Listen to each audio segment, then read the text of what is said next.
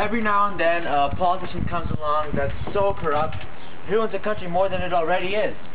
For Pakistan, that's every 4 years.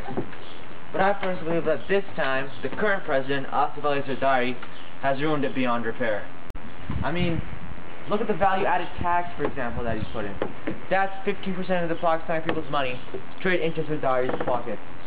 People said that the last president, Pervez Musharraf, made the poor poorer and the rich richer. Well, at least he made someone richer. Zardari's bankrupting everybody. I mean, in 1990, he ordered a bomb to be attached to a businessman. The deal was, you give me all your money and I won't blow you to pieces. Well, even in Pakistan, that warrants an arrest, which he got for a couple of years until his Prime Minister wife, Benazir Bhutto, hauled him out. So of course he returned the favor by having her brother Murtaza assassinated a few years later. That year he also became the Minister for the Environment. When he was offered a job with a green aspect, he just couldn't refuse.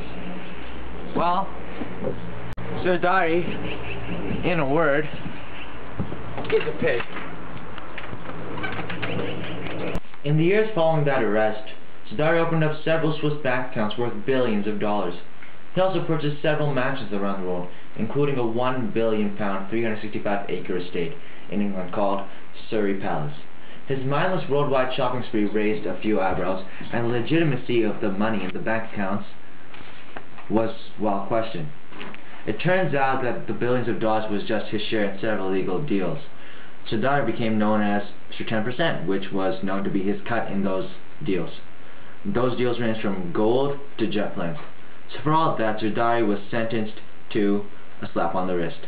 He had to pay back $11 million to the government of Pakistan, which his wife conveniently was the Prime Minister of at that time. So in the end, Zardari's paid $11 million to themselves. Well, he also had to do some time, 7 years to be precise.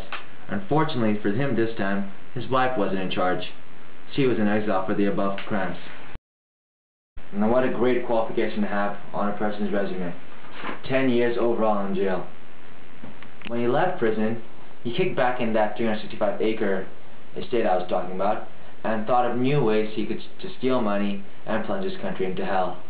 Word has it, he had his wife Benazir Bhutto assassinated to secure his position as president. What did he come with after that? Well, there's that VAT I was talking about a while earlier.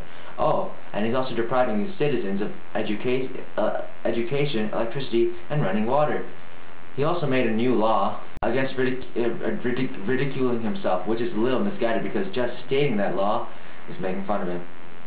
Apart from that, he has changed an amendment limiting the powers of the President of Pakistan, which he obviously has not followed.